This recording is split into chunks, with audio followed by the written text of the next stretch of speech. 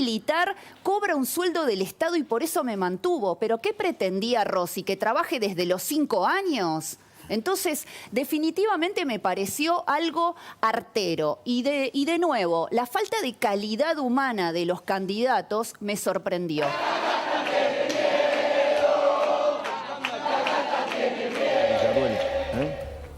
Hola Victoria, ¿qué tal? ¿Cómo va? Mira, me voy a ir para allá. Me voy a ir a acompañarte y charlamos juntos, ¿te parece? Hola Eduardo. Hola Pablo, ¿cómo hola estás? Victoria, ¿qué tal? Mucho Bien, gusto. muy bien. Bueno, ¿cómo se sintió el debate anoche? La verdad que fue un debate sumamente agresivo, con muchos golpes bajos, con muy poco planteo de las ideas que nosotros queremos aplicar cada una de las coaliciones políticas que participamos. Me resultó sucio, me resultó... era la primera vez que asistía a un debate, era la primera vez que me cruzaba con cada una de estas personas y sinceramente desde lo humano me pareció muy reprochable la discusión. ¿Por qué y desde sucio? lo político limitada. ¿Por qué sucio? Porque se dijeron cosas que son mentiras aviesas. ¿Por Se dijo ejemplo? que yo nunca trabajé. Yo tengo aportes desde los 21 años. Eso no es tan difícil de buscar. Que no trabajaste. Claro. Eso lo dijo el candidato a vicepresidente Petri. Eso lo dijo Rossi, Rossi. que yo no había trabajado nunca. A los 18 años empecé a trabajar, como muchos, como recepcionista en un centro odontológico. A los 21 finalmente pude ingresar a un estudio jurídico al que no quiero dar el nombre del abogado porque no sé qué piensa políticamente y no lo voy a afectar en su vida, pero están los aportes hechos. Entonces, después que no presenté proyectos de seguridad, cuando yo estoy hablando de la causa mapuche, cuando estoy presentando pedidos de informes o el pedido de derogación de lo que hoy justifican todo el freno a las usurpaciones por los pueblos originarios. ¿De qué estoy hablando? Estoy hablando de seguridad, estoy hablando de la integridad territorial. Cuando voy a la zona en donde hay usurpaciones, en Neuquén, en Río Negro, en Chubut, ¿qué estoy haciendo? Estoy hablando de seguridad. Entonces, definitivamente que se me diga ñoqui, que se diga que nunca trabajé, que se hable de mi papá fallecido y que un militar cobra un sueldo del Estado y por eso me mantuvo. ¿Pero qué pretendía Rossi? ¿Que trabaje desde los 5 años? Entonces, definitivamente me pareció algo artero. Y de nuevo, la falta de calidad humana de los candidatos me sorprendió. Quiero rescatar con quien tengo una cordial pero distante relación en la Cámara de Diputados a Florencio Randazzo, del cual sé muy poco desde lo personal, no he tomado ni un café, pero hoy le escribí, pedí su teléfono para que me lo consiguieran, para simplemente decirle, bueno, te agradezco que al menos en la dificultad de que pertenecemos a dos espacios totalmente distintos, te hayas comportado como yo me habría comportado con el resto. ¿Te preparaste para el debate? Viste que los debates requieren de preparación por parte de los candidatos. Un coacheo, ¿no? Claro, fue tu primer debate. No, no tuve coacheo. No tengo los medios para contratar coacheo. ¿A quién le voy a decir que me prepare para algo que son las ideas de nuestro espacio, que tienen que ver con la convicción que vos tenés al defender tus ideas? Yo vengo diciendo lo mismo desde hace 18 años, o sea, cuando hablo de lo mismo, vengo defendiendo el mismo plexo de ideas. Se me acusa de que... por ejemplo, me encontré con Videla, también me encontré con Montoneros, pero si yo les di mi palabra como abogada de que no iba a citar sus nombres, ¿por qué tengo que hablar del resto? Ya que se metió en ese tema. Y de hecho, las declaraciones de Videla y de otros terroristas montoneros y de personas que fueron condenadas por lesa humanidad están en este libro. Están en este libro la información que recopilé de gente que fue testigo de los 70, porque yo nací en el 75, no hay forma de que supiera información que hay acá. ¿Cuál es su relación con los genocidas? Porque a usted le achacan eso, una relación particular con los genocidas. No sé qué relación particular puede haber cuando no he sido abogada de ningún militar acusado, condenado, imputado, de la calidad que ustedes quieran, por lesa humanidad. No representé nunca a ninguno. Ni siquiera... Solo me dediqué a defender víctimas del terrorismo. Y las únicas causas que he abierto en estos últimos años han estado relacionadas con víctimas del terrorismo. Que, por cierto, está bueno que se los comente a los dos. El Poder Judicial en la República Argentina le dice a una persona que es asesinada por una bomba, como pasó en el comedor de la Policía Federal, donde mueren 23 personas, el Estado les dice que eso es un delito común. Sí, que según el Estatuto de Roma eso no puede ser considerado como delito de lesa humanidad. Es un delito de lesa humanidad, ¿no? Entonces, mi relación es desde lo que yo tengo que saber de un tema en el cual estoy representando a las únicas víctimas que no son reconocidas por la historia argentina. ¿Cómo no voy a saber y cómo no voy a escuchar todas las campanas? Otra de las cosas que se dicen de usted que es una negacionista y que usted reivindica la dictadura. ¿Puede aclarar eso? Yo no reivindico ningún gobierno de facto y lo único que reivindico es el Estado de Derecho y el respeto a los derechos humanos. Dicho esto, el gobierno actual y todos los anteriores, desde el 83 en adelante, desgraciadamente a las víctimas del terrorismo no las reconocen y están por ende violando sus derechos humanos, porque el Estado argentino tiene un deber de protección para con las víctimas del terrorismo. Y esto es un fallo que es de la Corte Interamericana de Derechos Humanos, el cual obliga a la República Argentina. Me sorprendió a mí, ya que me vino a la cabeza ahora escuchando la pregunta de Eduardo y su respuesta, Horacio Berbisky, cuando le preguntaron sobre si reivindicaba la dictadura militar, Horacio Berbisky, reitero, dijo, yo no la escuché reivindicar a la dictadura, sí sé que defiende a las víctimas del terrorismo. Reitero, Horacio Berbisky. ¿No? Me sorprendió porque encuadró a Victoria Villarroel, no le debes caer muy simpático, No. A Berbisky justamente, pero al menos me parece que separó las aguas. Ni yo le caigo simpática a él, ni él me cae simpático a mí, porque claramente él integró una organización armada que cometió actos de terrorismo. Él fue segundo jefe de inteligencia de Montoneros, es decir, eran los que preparaban los atentados terroristas. Y el primero era Ricardo Walsh. Era Rodolfo Walsh, exactamente. Exactamente. Que, por cierto, relacionan a semejante asesino con los periodistas. No, dicen que es un faro. El adalid del periodismo, un tipo que se especializaba en armar operaciones donde mataban gente. Bueno, yo estudié en la Facultad de Ciencias de Información de la ciudad de Córdoba. Claro. Operación Masacre era el libro emblema, y Rodolfo Walsh era el periodista emblema de la, investigación periodística. Entonces, yo lo único que quiero... Entonces, el ataque es... ¿Por qué es Victoria Villarroel? ¿Por qué esta fuerza emerge y no terminan de entender cómo abordarla? ¿Por qué cree que se dio lo que se dio en el debate de anoche? El ataque es por dos cosas. Primero, porque la Libertad Avanza hoy por hoy realmente es una fuerza política que representa el cambio. Todo lo demás es pasado, todo lo demás está trillado, todo lo demás está coacheado. Lo vimos ayer. Y el que no estaba coacheado era un impresentable como Rossi.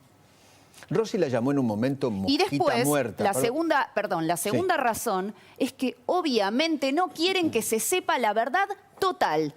Yo no niego que hubo crímenes. Lo que estoy pidiendo es que se reconozca la historia completa. La historia tiene matices, tiene claros y oscuros. La historia no está siempre del lado en que nosotros queremos estar o nos tiene que agradar o no agradar. La historia es, los hechos son. Acá no fueron solamente unas víctimas. Acá hubo inocentes que fueron asesinados. Y quiero poner esta disquisición porque cuando nosotros analizamos la lista de los indemnizados por la ley 24411, que es la de los desaparecidos, o cuando analizamos el Parque de la Memoria, los nombres que están, o el Registro Único de las Víctimas del Terrorismo de Estado, que es un organismo del Estado que reúne a aquellos que sufrieron abusos por parte del Estado, encuentro a gente que murió poniendo una bomba.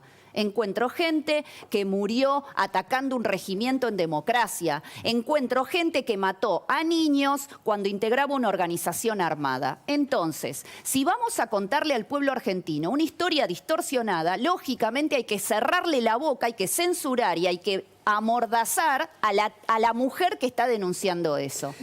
Junto por el Cambio, la reacción que hubo frente a aquel acto que la izquierda buscó censurar, yo creo que lo amplificaron soberanamente, lo charlábamos con Eduardo, es que Victoria Villarruel se mete otra vez con los 70. Esto dicen las voces de Juntas por el Cambio, que es un tema que atrasa, que esto no tiene empatía con el dolor y lo que están sufriendo los argentinos hoy, que es la debacle económica, que es la circunstancia social.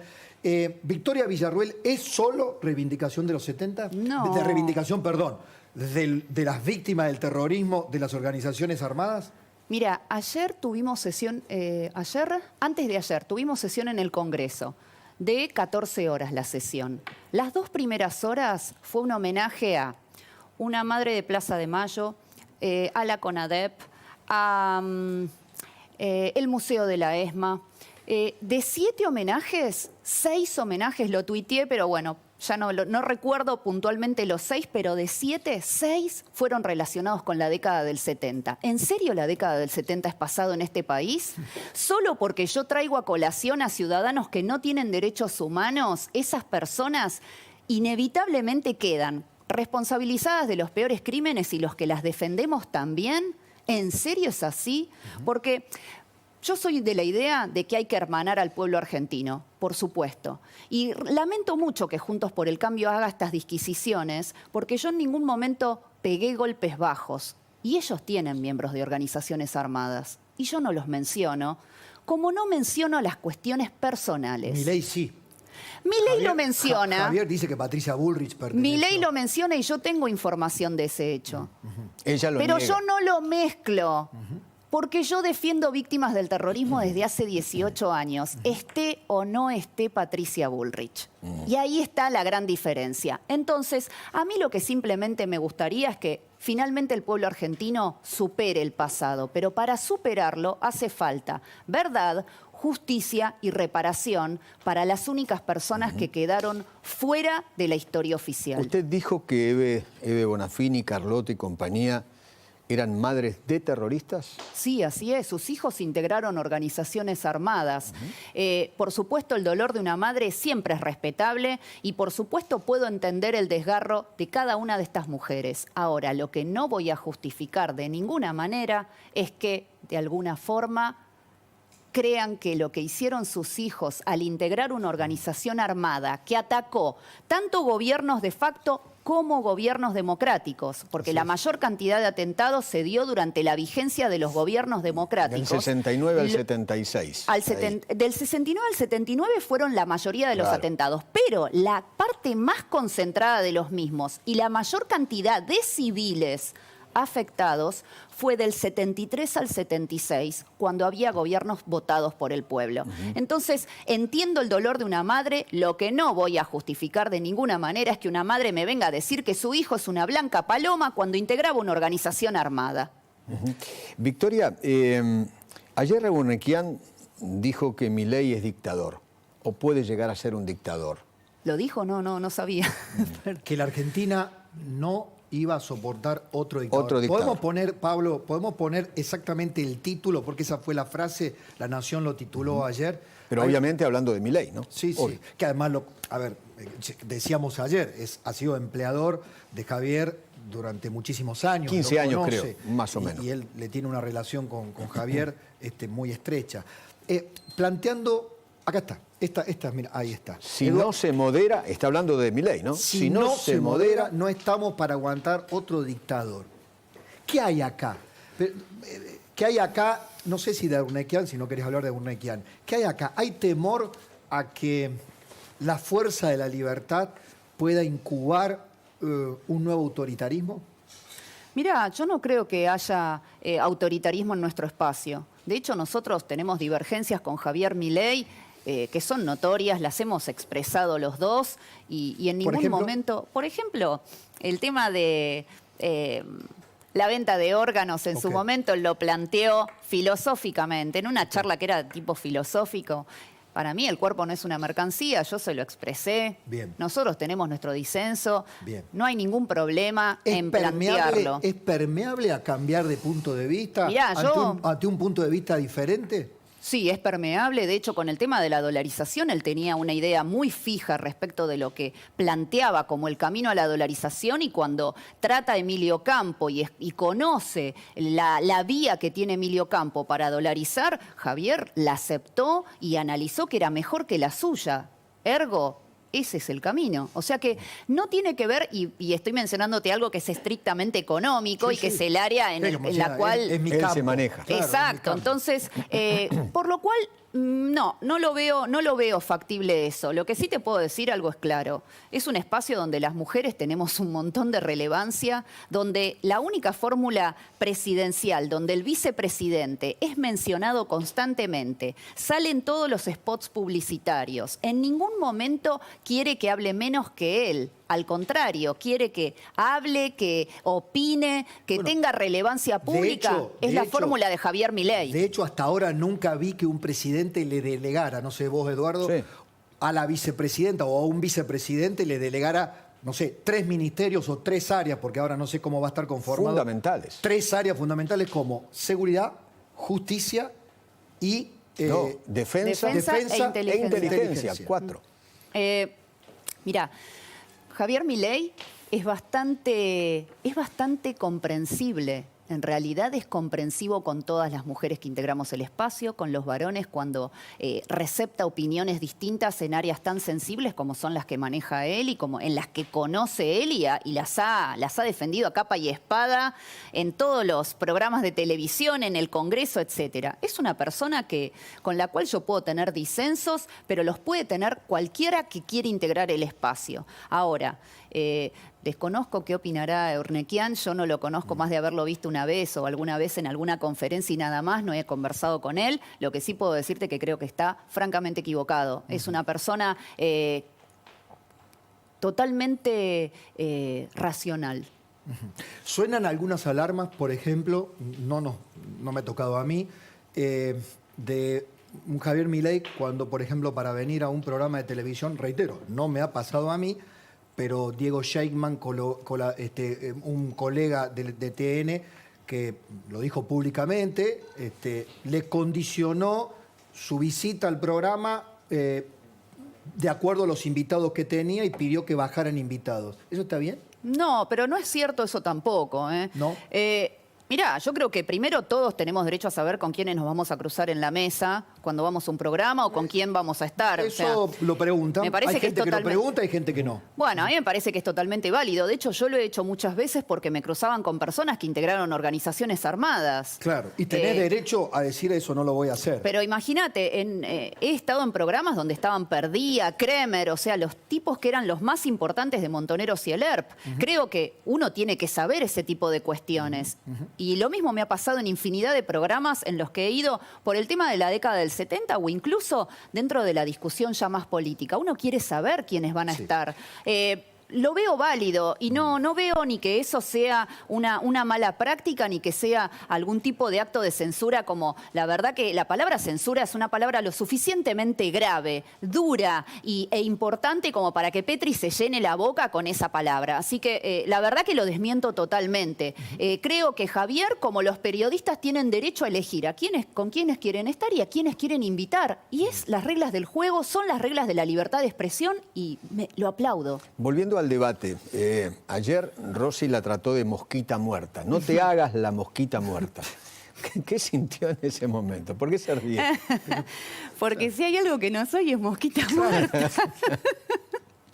Esto es un Rossi perdido, ¿no? Me parece que Rossi estaba en otra galaxia, como dije, porque si hay algo que no soy es mosquita muerta. Se le perdió un misil. No es poca Se cosa. le perdió un misil.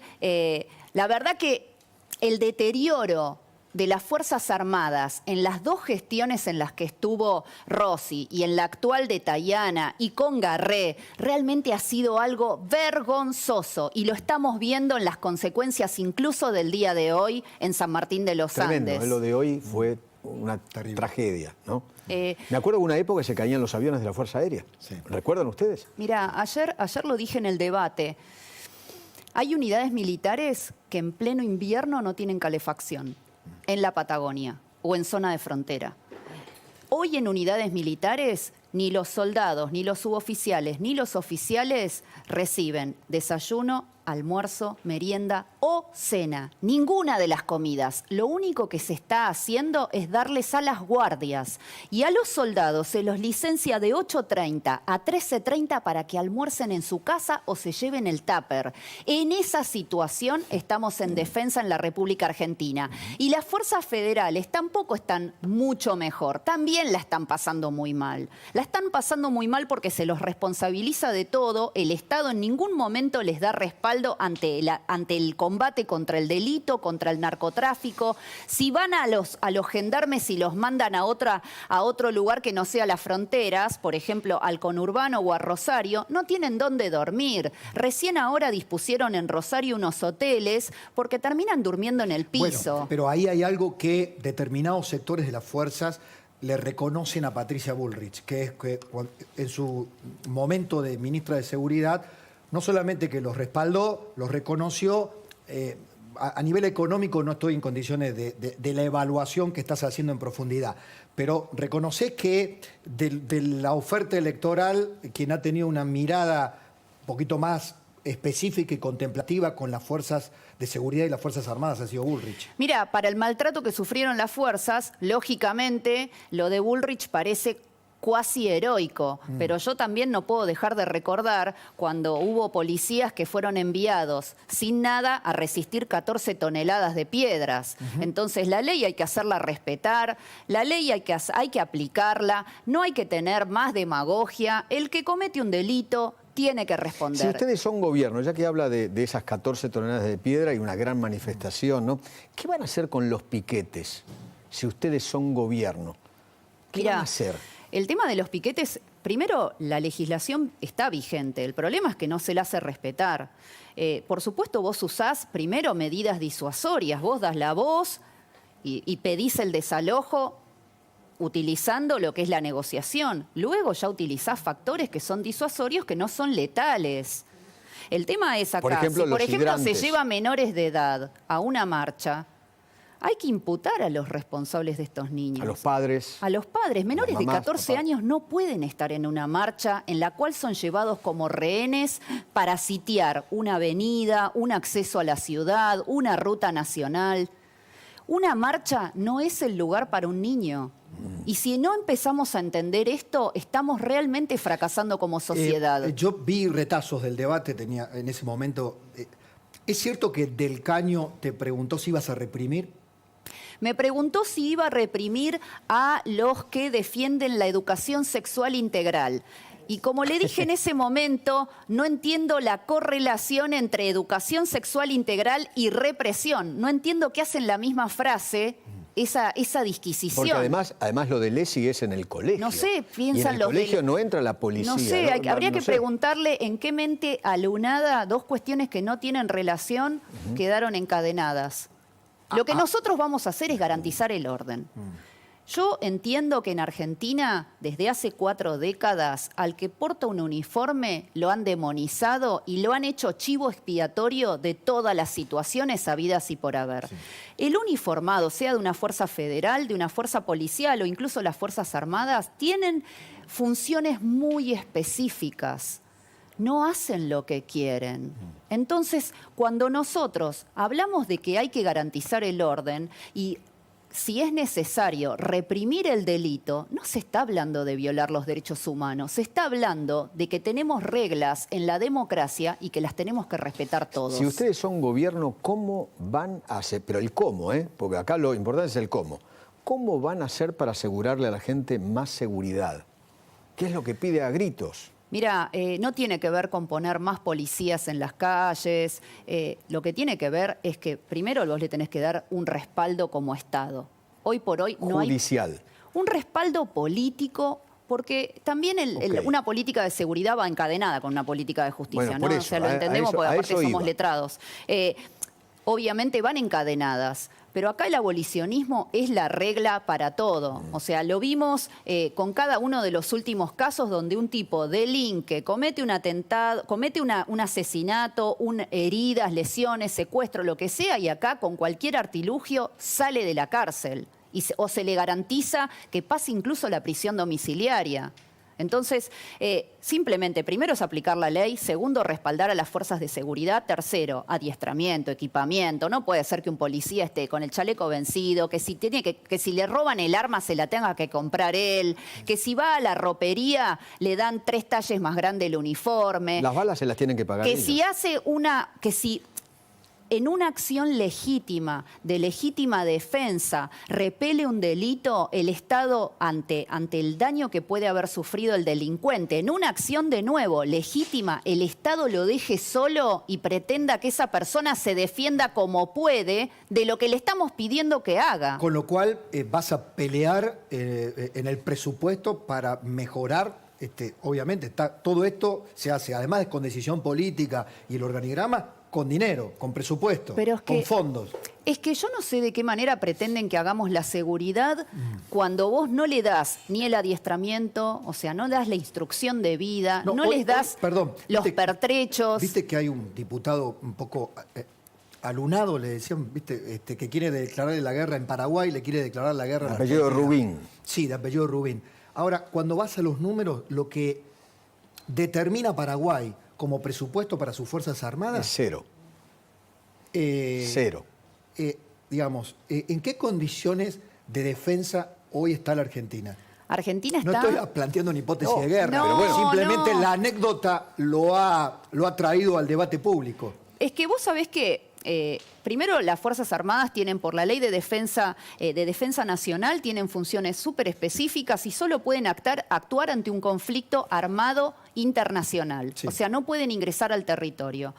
Obviamente hay algunas excepciones, como el estado de sitio, ¿sí? Pero entendiendo esta situación, nosotros somos el país que tiene el menor presupuesto en defensa de la región. Tenemos desde los camiones que no tienen frenos y pasan las tragedias que pasan, hasta no podemos defender nuestro espacio aéreo, no podemos garantizar nuestro espacio marítimo, no tenemos control sobre las fronteras en el caso de las fuerzas federales. Definitivamente nosotros hoy por hoy estamos regalados ante el crimen organizado, el narcotráfico, la trata de personas, cualquier conflicto armado, porque nosotros podemos no tener ninguna hipótesis de conflicto porque somos John Lennon en Imagine y estamos en la paz de los cielos. Bueno, pero eso no significa que nosotros no podemos ser la hipótesis de conflicto de un segundo o tercer país.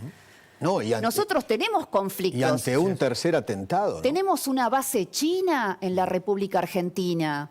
Base china que firmó el kirchnerismo, que desgraciadamente refrendó también Juntos por el Cambio, de la que casi el contenido es secreto en la provincia de Neuquén. Van a tener una gran complicación si son gobierno, porque yo le he escuchado a Javier Milei decir, vamos a respetar los contratos, vamos a respetar la seguridad jurídica. Con ese plexo jurídico preexistente de esas relaciones internacionales donde tenemos una base china, ¿qué se hace? Imagínate que lo único que sabemos es que firmaron con la República Popular de China por 50 años la cesión Embajada del Agrio, provincia de Neuquén, del territorio de esa base. Territorio que para el derecho es como si fuera territorio de China. Claro, como o una sea, embajada. es como una embajada. No se puede entrar. Exacto. Claro, como una embajada. Entonces, primero hay que ver los condicionantes que se firmaron en ese tratado, condicionantes que ni Cristina Fernández de Kirchner ni nadie ha explicado jamás. ¿Esto significa que nosotros vamos a tomar alguna decisión sin conocerlo? No, desgraciadamente nos tenemos que imbuir de qué es lo que ha firmado el Estado argentino y que ya ratificó en un gobierno posterior. ¿Ustedes garantizan, cuando discutimos el tema dolarización sí o no, apareció Horacio Rosati a decir, si van a eliminar el peso, es anticonstitucional. Pero hay quienes también observan que la idea de los vouchers educativos va contra la Constitución en esto de la garantía de la educación pública. Y por otro lado, Javier Milei ha dicho, nosotros vamos a defender la Constitución, vamos con la Constitución de Alberdi más la reformada. ¿Ustedes le garantizan a la sociedad que los vota que van a gobernar con la Constitución en la mano? Por supuesto. Pero es que en ningún momento... Y en todo caso, que alguna idea que están elaborando hoy deberá pasar por el tamiz constitucional, y si no tiene tamiz constitucional, ¿no van a tratar de imponerlo? Primero, Parece obvia la pregunta, pero no es tan obvia. En una Argentina, donde, reitero, tuvimos un gobierno, como el de Cristina Kirchner, que a los derechos constitucionales muchas veces los puso entre comillas. En primer término, y esto es algo que en ningún momento salió de nuestra boca, nosotros no pensamos reformar la Constitución. Bien. Primera cuestión. Segunda cuestión, en todo momento, teniendo como base la Constitución, nosotros queremos garantizar los derechos que están reconocidos en la Constitución y en los tratados internacionales le hago que la Argentina pregunta, ratificó. esta pregunta se la hago de otra manera. ¿Qué opina de lo que dijo justamente el presidente de la Corte?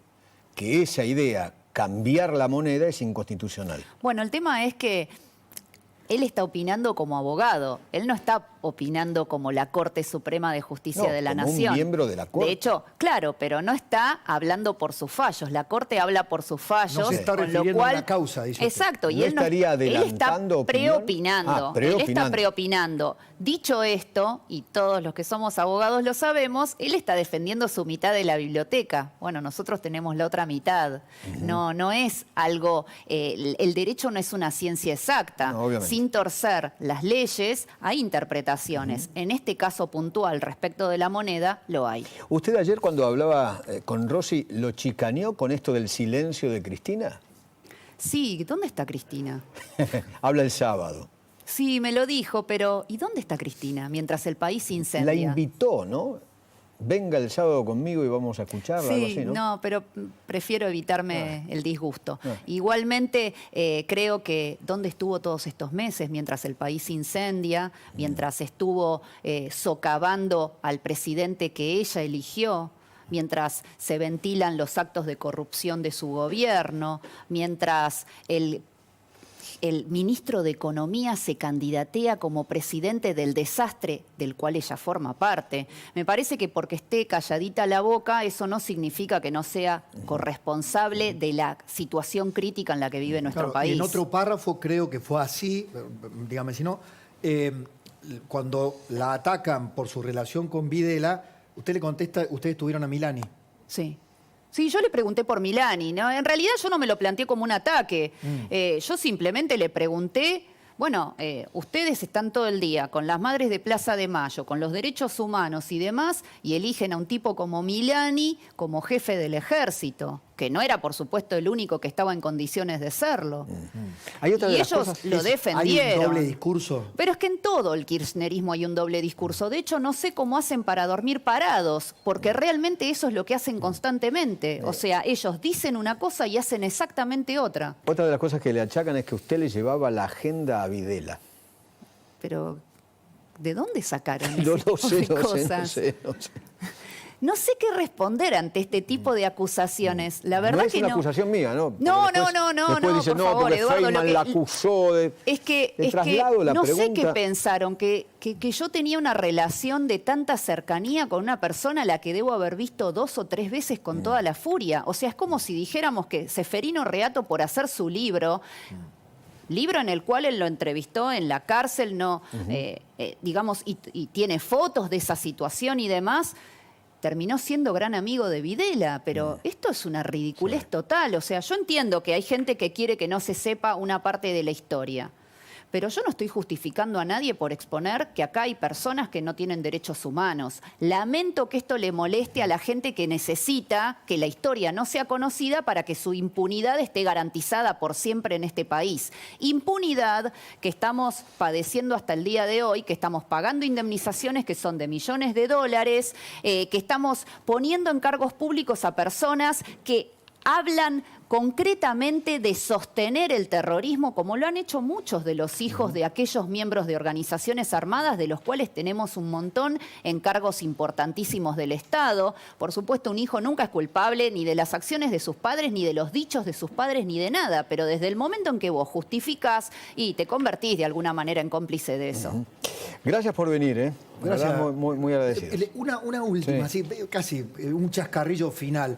Leí entre tantas interpretaciones que se hicieron del debate, viste que hacían calificaciones, quién ganó uno, según como cada cual está en la feria, ¿no? Pero me sorprendió, creo que te lo comenté hoy, me sorprendió una, dice que no sé si pretendía hacer o un elogio o una crítica. Anoche vimos a una Margaret Thatcher argentina joven. por eso digo, no sé si es un elogio por el carácter o por pegarla a los ingleses. ¿Cómo crees que se visualiza Victoria Villarruel hoy? Yo, y lo he dicho muchas veces, yo de la única forma que me quiero visualizar es como una patriota, punto. Si no hubiera habido el descalabro que hay en la República Argentina, probablemente yo no me hubiera sentido compelida a ingresar a la política, porque hay muchos sinsabores, hay muchas críticas y hay peligros. Entonces, simplemente yo querría hacer mi aporte a la Argentina. La verdad que Margaret Thatcher, yo siempre voy a estar con Malvinas, con los veteranos de Malvinas, con el reclamo de soberanía de nuestro país, y lo que puedo tener de parecido es el blanco de los ojos y los colores que pueden gustarnos para vestirnos, nada más. O la En el dama de resto, hierro. también me dicen la dama de hierro, y de hecho Bueno. Javier me ha dicho, uy, perdóname por decirte la dama de hierro. Y le digo, no, porque yo entiendo por qué me lo estás diciendo y no me lo tomo a mal. Ahora, la verdad que yo lo único que quiero ser es una buena argentina, nada más. Gracias, Victoria. Gracias. Gracias por haber venido. Querido Querido amigo. amigo, placer.